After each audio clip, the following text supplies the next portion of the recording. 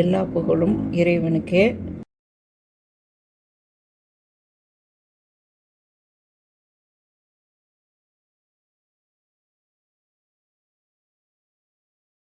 காபூல் சால்னா செய்வதற்கு சாம்பார் தூள், கோக்கரி மசால் தூள் அதெல்லாம் எதுவும் இல்லைம்மா. பச்சை மிளகாய், கசகசா, சோம்பு, நிலக்கடலை, முந்திரி, சின்ன வெங்காயம் இதை நல்லா ஃப்ரை பண்ணணும். இந்த டிஷ்ஷுக்கே பச்சை மிளகா தான் மெயின் ரோடு. வரமிளகாத்தூள்லாம் நம்ம சேர்த்த மாட்டோம். உங்கள் வீட்டுக்கு தகுந்த காரத்தை ஊட்டி குறைச்சி நீங்கள் வச்சுக்கலாம். 150 கிராம் வெள்ளை காபூல் கடலை எடுத்து முன்னமே வேக வச்சு ரெடி பண்ணி எடுத்து வச்சுருக்கிறேன்னா அதுக்கான மசாலா ப்ரிப்பரேஷன் தான். இதை நான் இப்போ சால்னாக்காக உங்களுக்கு வறுத்து காமிச்சிட்ருக்கேன். பொட்டுக்கடலையும் போட்டிருக்கேன் பாருங்கள். கொஞ்சம் நேரம் எண்ணெய் ஊற்றாமல் இப்படி நல்லா கலக்கி விடுங்க. இதுக்கு தேங்காய் துருவலுமா ஒரு கை நிறைய 150 கிராம். இது எவ்வளோ அழகாக தெரியுதுன்னு பாருங்கள். நல்லா முத்தின தேங்காயை எடுத்து எப்படி நல்லா சொருவி எடுத்துக்கோங்க. இதையும் போட்டு நல்லா வறுத்து கொடுங்க. அடுப்பை ஆஃப் பண்ணியாச்சுமா. அதே சூட்டில் இதை ரெடி பண்ணிகிட்ருக்கோம்.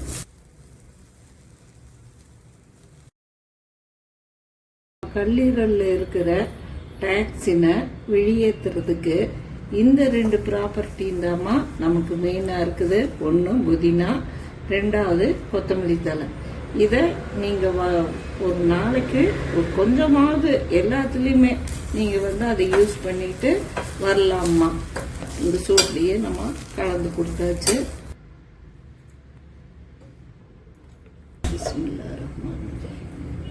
இப்போ ஸ்டவ் ஆன் பண்ணியாச்சுமா. சட்டி சூடாகிட்டு இருக்குது. இது ஸ்லிம்மில் வச்சுக்கலாம். ஆயில் ஊற்றிக்கலாமா. இதுக்காக நான் பயன்படுத்துறது அச்சுமா. உங்களுக்கு எந்த சன்ஃப்ளவர் ஆயில் பிடிக்குதோ அதை நீங்கள் சேர்த்திக்கிங்க. இப்போ கிராம்பு போடுறோம். ஒரு காரத்துக்காக இது மணமும் கூட்டி கொடுக்கும். ஒரு 5-6 நம்பரு. உங்களுக்கு கொஞ்சம் காரம் அதிகமாக வேணும்னா கிராம்பு கொஞ்சம் சேர்த்து போட்டுக்கலாம். இதோட கருப்பு ஏலக்காய் 2 நம்பர், பெசல் பட்டை, இது இனிப்பு சுவையை கொடுக்கும். இது ஒரு 2 கிராம் அளவு போட்டுக்கலாமா. கொஞ்சமாக கல்பாசி 1 கிராம் அளவுக்கு நீங்கள் கல்பாசி சேர்த்திக்கிங்க. சிம்மில் தான் அடுப்பு இருக்கு. கொஞ்சம் நேரம் அந்த எண்ணெயிலேயே பட்டை, கிராம்பு இதெல்லாம் கொஞ்சம் எண்ணெயிலேயே ஊறி பொரிஞ்சு வரணுமா. நீங்கள் இது ஸ்டவ்வை மட்டும் அதிகமாக ஹை லெவலில் வைக்க வேணாம்மா. இது ஊறி வர்றதுல தான் நமக்கு இந்த டிஷ்ஷோட டேஸ்டே கிடைக்கும். ஏன்னு கேட்டிங்கன்னா ஃபஸ்ட்டே நம்ம வெள்ளை கொண்ட கடலையை வேக வச்சிடுறோம். அதுலேயே கொஞ்சம் உப்பு போட்டிருக்கோம், மசால் தூளும் கொஞ்சம் போட்டிருக்கோம். அதில் மசால் பிடிச்சிருக்கோம். இப்போ இந்த குழம்புக்கு தேவையான அரோமா இந்த தாளிப்பில் தான் நம்ம கொண்டு வரணும். அதுக்காக இந்த இடத்துல நான் இந்த பொருள்களை போட்டு கொஞ்சம் எண்ணெயிலேயே ஊறி வெந்து வந்தால் இன்னும் நல்லா அரோமா கிடைக்கும் அப்படிங்கிறதுக்காக இதை நான் சேர்த்திருக்கேன். 190 கிராம் ஆனியன், கொஞ்சம் கொத்தமல்லி தழை நல்லா பொரிஞ்சு வர அளவுக்கு நம்ம நல்லா ஃப்ரை பண்ணணுமா. இந்த இடத்துல ஒரு 5 கிராம் உப்பு நம்ம இந்த இடத்துலையே நம்ம ஃபஸ்ட்டே முதலையே சேர்த்திக்கிறோம். இந்த மாதிரி ஸ்பெஷல் ரெசிபியில் செய்யும்போது அளவான ஹீட் வச்சு நீங்கள் பண்ணணுமா. ஹை லெவலில் வச்சு கருகிடாமல் நம்ம பக்கத்துலேயே இருந்து நம்ம கிளறி கொடுத்துக்கிட்டே இருக்கணும். பாருங்கள் நல்லா வெந்து வருது. மணமும் அருமையான மனம் வந்துட்டுருக்குமா. முதல்ல இந்த உப்பு போடுறதுனால இந்த வெங்காயத்தில் இருக்கிற தண்ணி ரிலீஸ் பண்ணி வெளியே தள்ளும். அதோட டேஸ்ட்டு அந்த எண்ணெயில் மெர்ஜ் ஆகிக்குமா. உங்களுக்கு பார்த்தாவே தெரியும். 75 மில்லி எண்ணெய் நான் இந்த டிஷ்ஷுக்காக ஊற்றியிருக்கிறேன். ஊட்டியை குறைச்சோம் சேர்த்துக்க வேண்டியது உங்களோட இதுதாம்மா. இன்னும் கொஞ்சம் அதிகமாக விட்டு செஞ்சீங்கன்னா டேஸ்ட் அதிகமாக இருக்கும். எண்ணெய் கொஞ்சம் கம்மியாக விட்டு செஞ்சீங்கன்னா ஆரோக்கியம் பெஸ்ட்டாக இருக்கும். உங்கள் சாய்ஸ் தாம்மா. ஒரு 200 கிராம் உருளைக்கிழங்கு எடுத்து நான் இதை கட் பண்ணி வச்சுருக்கேம்மா. இதை நான் இப்போ போடுறேன். கியூபாக வெட்டிக்கிங்க, சின்ன சின்னதாக, ரொம்பவும் சின்னதாக இல்லாமல் பல்லுக்கு கடிச்சு வர்ற மாதிரி சின்ன சின்னதாக கரையாத ஸ்டேஜ் மாதிரி. இது கரையை நம்ம விட போகிறதில்ல, கடிச்சு சாப்பிட்ற அளவு தான் இது இருக்கும். தீயை கொஞ்சம் கூட்டி வச்சுருக்கேன்.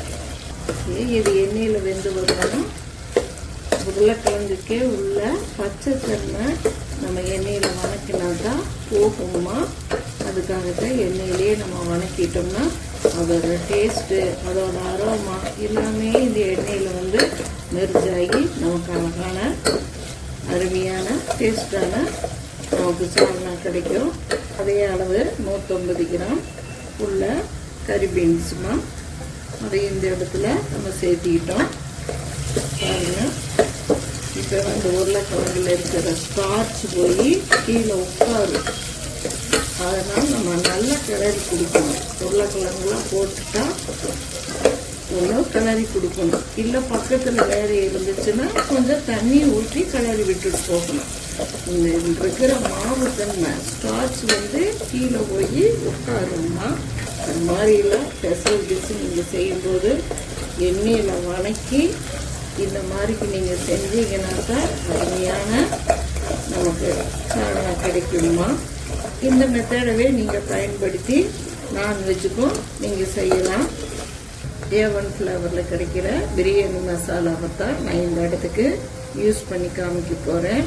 என்னோட விரல்லையே கொஞ்சம் 3 கிராம் அளவு தான். அதை தண்ணி ஊற்றி கலக்கி விடணும். எண்ணெயில் டைரெக்டாக போடக்கூடாதுமா. தண்ணியில் ஊற்றி கலக்கி விட்டு இந்த டிஷ்ஷுக்கு மணத்தையும் சுவையையும் கூட்டி கொடுக்குறோம்.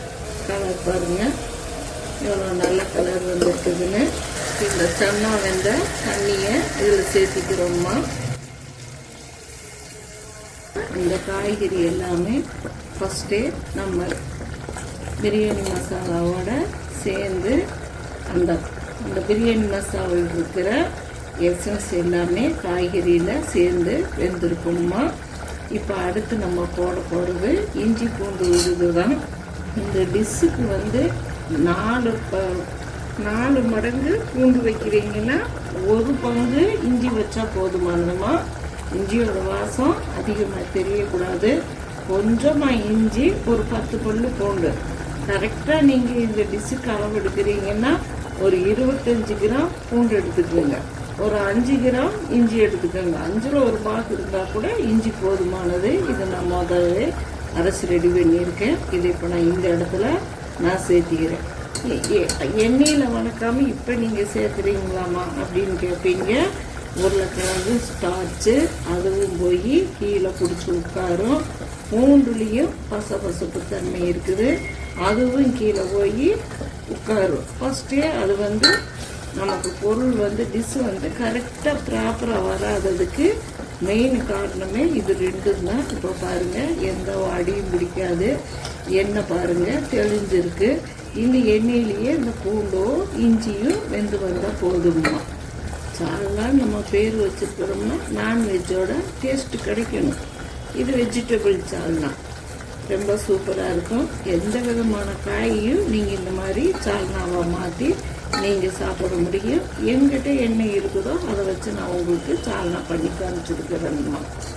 150 கிராம் வெள்ளை கொண்டக்கல்லை எடுத்து ஊற வச்சு முன்னையே குக்கரில் போட்டு நல்லா வேக வச்சுட்டோம்மா. ஓரளவுக்கு தோல் உளிச்சு வர்ற மாதிரி தான் வேக வைக்கணும். கடைஞ்சி மையாக வேக வைக்கக்கூடாது. இது எல்லாமே நம்ம பொறுக்கி சாப்பிட்றதுக்காக நம்ம போடுற விஷயம். இப்போ நான் இந்த இடத்துல இந்த கல்லையும் நான் சேர்த்திக்கிறேம்மா. இந்த கொண்டக்கல்ல வேக வச்ச தண்ணிமா இதை நம்ம இந்த இடத்துல சேர்த்திக்கிறோம். இது இப்போ வெந்து வரட்டுமா. இந்த ஸ்டேஜில் நாங்கள் உப்பு பார்த்துட்டோம். ஃபஸ்ட்டு ஒரு 5 கிராம் போட்டிருந்தேன். இப்போ இந்த ஸ்டேஜில் கல்லையிலையும் உப்பு போட்டு வேக வச்சிருக்கிறேன். இப்போ பத்தாமல் இருக்குது, குடிச்சு பார்த்துட்டேன். அந்த கடலைக்கு அளவான கொஞ்சம் தான் உப்பு போட்டிருந்தேன். இப்போ திரும்பவும் ஒரு 3 கிராம் போட்டுக்கிறோம்மா. சால்னாவுக்காக வறுத்து மிக்சியில் நல்லா அரைச்சி கொண்டு வந்திருக்கேன். இப்போ இந்த விழுதை இந்த இடத்துல நம்ம சேர்த்திக்கலாம்.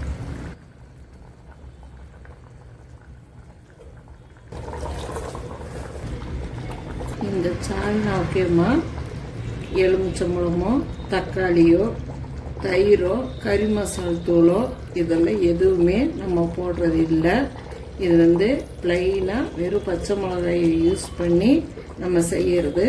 இங்கே இதில் பச்சை மிளகாய் எனக்கு உடம்புக்கு சேராதுமா அப்படின்னா அந்த பச்சை மிளகாய் வர்ற இடத்துல நீங்கள் அதை எடுத்துட்டு நல்ல காரமான வரமிளகாய் போட்டு நீங்கள் செய்யணும். இதை நாங்கள் டேஸ்ட்டு பார்த்துட்டோம். இது கெட்டியாகவும் நீங்கள் வச்சுக்கலாம். வீட்டுக்கு நிறைய பேர் இருக்காங்க அப்படின்னா தண்ணியாகவும் நீங்கள் யூஸ் பண்ணிக்கலாம். தண்ணி சால்னாவும் பண்ணிக்கலாம், கெட்டி சால்னாவும் பண்ணிக்கலாம். இந்த டிஷ் பரோட்டாவுக்கு, சப்பாத்திக்கு, இடியாப்பத்துக்கு எல்லாமே சட்டுன்னு செய்யக்கூடியதுமா. ஹெல்த்தி டிஷ்ஷும் கூட. நீங்களும் ஒரு டைமு ட்ரை பண்ணி பார்த்துட்டு ஃபீட்பேக்கு கண்டிப்பாக எனக்கு நீங்கள் தரணும். சப்பாத்திக்கு அல்டிமேட்டாக இருக்கும்மா. ரெடிமேடு சப்பாத்தி வாங்கினீங்களா, இந்த மாதிரி ஒரு சால்னா வச்சிங்களா, வச்சு சாப்பிட்லாமா. ஃப்ரிட்ஜுக்குள்ளே இன்றைக்கி சாப்பிட்டுட்டு நைட்டு சாப்பிட்டுட்டு காலையிலையும் சாப்பிட்டு உள்ள ஃப்ரிட்ஜுக்குள்ளே வச்சுட்டு எடுத்து நீங்கள் சூடு பண்ணி சாப்பிட்டீங்கன்னா மறாத நாள் சாயந்தரம் வரைக்குமே இந்த டிஷ் நல்லா இருக்கும். ஏன்னா இதில் தயிர், தக்காளி பழம், எலுமிச்சம்பழம் அந்த டிஷ்ஷை புடபுடப்பு தன்மை கொடுக்குற எந்த விஷயமும் இல்லை. தேங்காய் நம்ம வறுத்து போட்டு அரைச்சிருக்கோம். இது கெட்டு வரக்கான சான்ஸ் கிடையாது. காய்கறியும் நம்ம போட்டிருக்கோம். உருளைக்கிழங்கு குழந்தைகளுக்கு பிடிச்சமான விஷயம். அது நீங்கள் நல்ல முறைக்கு இதை செஞ்சு சாப்பிட்டு பாருங்கள். இந்த கெட்டி சால்னா சாப்பிட்டா ஒரு 4 சப்பாத்தி சாப்பிட்லாம். அந்த அளவுக்கு வயிறு ஃபுல்லாக ஆகிற அளவுக்கு அருமையான சால்னாமா. பாருங்கள், கியூபாக அந்த உருளைக்கிழங்கு மசிச்சு வராமல் எவ்வளோ கியூபாக கிடச்சிருக்குதுன்னு. இதுக்கு மஞ்சள் தூள் ஆட் பண்ணுறதில்ல, கொத்தமல்லி, தனியாத்தூள், வரமிளகாத்தூள், கறி மசால் தூள் அப்படின்னு எதுவுமே கிடையாதுமா. எங்களோட ஏவன் ஃப்ளேவரோட பிரியாணி மசாலா வச்சு நாங்கள் தயாரிச்சிருக்கோம். அதே அளவு உங்ககிட்ட எந்த பிரியாணி மசாலா தூள் இருக்கோ அதை வச்சு நீங்களும் செஞ்சு பார்க்கலாமா. இது சர்விங் பண்ணுறதுக்கு ஒரு 10 பேத்துக்கு இது கெட்டியாக ஒரு இலையில வச்சாலும் அந்த பக்கம் இந்த பக்கம் போகாமல் நல்ல கெட்டியாக நல்ல இதாக கிடைக்குமா. சப்பாத்தியோடு வச்சு அப்படி ரோல் பண்ணி சாப்பிட்றதுக்கு ரொம்பவும் நல்லா இருக்குமா. வெஜ்ஜு சாப்பிட்றவங்க இந்த கெட்டி சால்னாவை நீங்கள் ப்ரிப்பேர் பண்ணி பாருங்கள். ரொம்ப இதுக்கான வேலையும் அதிகம் இல்லை, சட்டுன்னு செய்யக்கூடியது, ரொம்ப டேஸ்ட் வரக்கூடியது, ஹெல்த் வைஸானது. இதில் பொறுக்கி வச்சு சாப்பிட்றதுக்கு எதுவுமே நம்ம கண்ணுக்கு தெரியாது. அப்படியே எடுத்து வச்சு சப்பாத்திக்குள்ளே வச்சு ரோல் பண்ணி சாப்பிட்லாம். நாங்கள் இதுக்காக பூரி ரெடி பண்ணியிருக்கோம். நாங்கள் ஒரு பூரியோடு வச்சு காமிக்கிறோம்மா. இப்போ டிஸ்பிளே பண்ணுறோம் பாருங்கள்.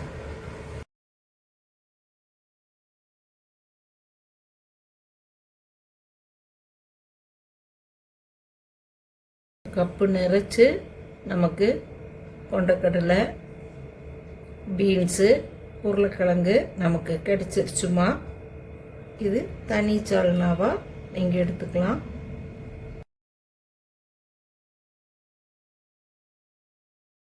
பார்க்கறதுக்கே நான் ஊறுற மாதிரி வாசம், மனம் எல்லாமே தெரியுது. நாங்கள் டேஸ்ட் பார்த்துட்டோம். நான் போட்டிருக்கிற எல்லா மெஷர்மெண்ட்டும் கரெக்டாக இருக்குது. உங்களுக்கு இந்த பச்சை மிளகா கம்மியாக போடணுன்னாலும் நீங்கள் போட்டுக்கோங்க. இதே அளவில் இதே மாதிரி நீங்களும் ட்ரை பண்ணுங்க. போட்டிருக்கிற உருளைக்கிழங்கு பாருங்க, மாவு மாதிரி நல்லா வெந்து வந்துருச்சு.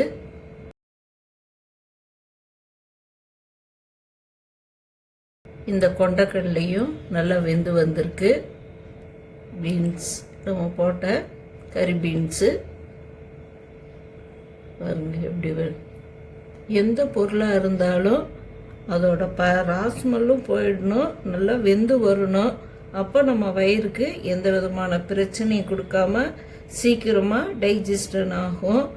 நம்ம அதுதான் மெயினாக பார்த்து நம்ம ஒரு சமையல் செய்கிறோன்னா ரொம்ப மெயினாக அது ஹெல்த் வைஸாக நல்லா இருக்குமா அப்படிங்கிறத நம்ம பார்த்து செய்யணும்.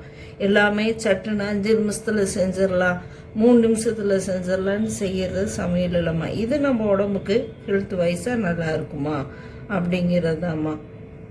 20th century எண்டில் பரோட்டாக்குன்னு ஃபேன்ஸுக்கு நிறைய பேர் இருந்தாங்க. பொட்டேட்டோ, பீன்ஸு, கேரட்டு, சால்னா தாம்மா கிளாசிக் மெனுவாகவே இருந்துச்சு.